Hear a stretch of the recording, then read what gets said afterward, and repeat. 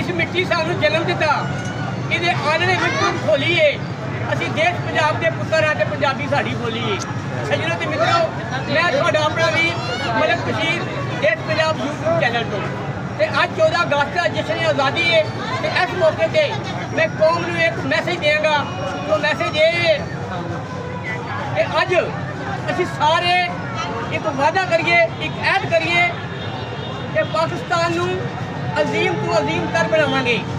हकीकी जमहूरीयत, हकीकी आज़ादी ते IMF के लीडर में दस्यो अपनी मुल्क को आज़ाद करा के दम लवांगे, ताकि साड़ी आज़ाद खाड़ा पॉलिसी होवे, साड़ी आज़ाद ट्रेडिंग पॉलिसी होवे ते साड़ा मुल्क तरक्की करे, ना कि कब्जा माफिया, करप्शन